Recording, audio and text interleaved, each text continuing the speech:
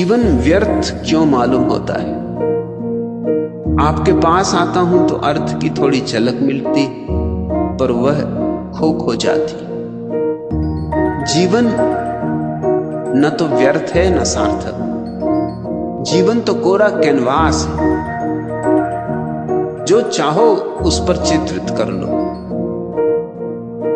जीवन तो कोरी किताब है, चाहो तो गालियां लिखो और चाहे तो गीत लिख लो।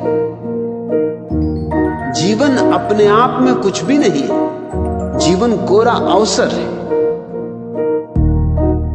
और अधिक लोग इस भ्रांति में जीते हैं कि जीवन में कोई अर्थ मिल क्यों नहीं रहा। जीवन में अर्थ होता नहीं, डालना होता है। जितना डालोगे उतना मिलेगा, उससे ज्यादा नहीं।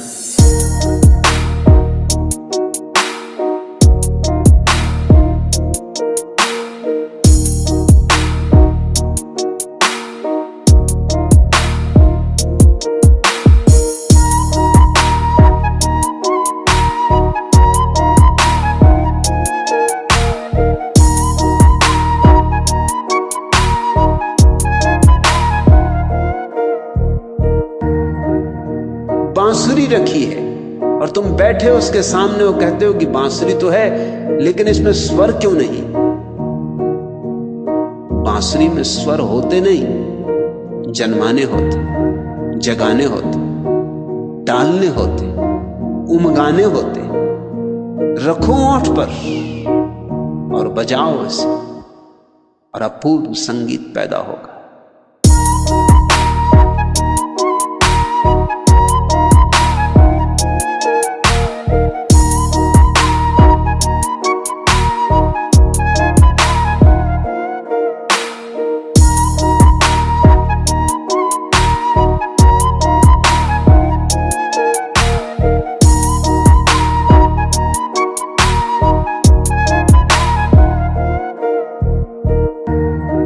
जीवन में कोई रेडीमेड अर्थ नहीं है कि चले रेडीमेड की दुकान और तैयार कपड़े पहन के लौट आए। जीवन परम स्वतंत्रता है, जीवन सृजन है। तुम पूछते हो जीवन में व्यर्थ क्यों मालूम होता है? क्योंकि तुमने अर्थ डाला नहीं हो। ऐसे ही जैसे कि तुम रास्ते पर चलते अंधेरे में और फिर एक आदमी आ जाता जिसके हाथ में लालटेन और तुम उसके साथ हो लेते। जितनी देर तक लालटेन वाला आदमी तुम्हारे साथ होता है, रास्ते पर रोशनी होती। फिर आ गया चौराहा और उस आदमी ने कहा, नमस्कार भाई, अब मैं अपनी राह चलूं। फिर घन घोर अंधेरा है। अब तुम हैरान होते हो, अभी तक थोड़ी झलक थी, अब घनघोर अंधेरा क्यों? मेरे दिए की रोशनी में थोड़ी देर चल सकते हो, मगर वो तुम्हारे दिए की रोशनी नहीं। तुम्हारे दिए की रोशनी होगी तो ही सदा रोशनी तुम्हारे सांस रहेगी, नहीं तो झलके मिलेंगी।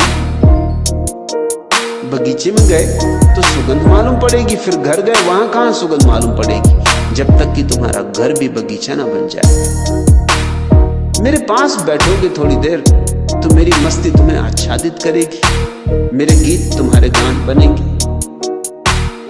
मेरे प्राणों के साथ तुम्हारा थोड़ा सा संबंध जुड़ेगा, थोड़ा सत्संग होगा, थोड़ा रस बहेगा, थोड़ा तुम भी चखोगे, थोड़ी बूंदाबांदी होगी। मगर इससे केवल इतना ही समझना कि बूंदाबांदी हो सकती है, रोशनी हो सकती है,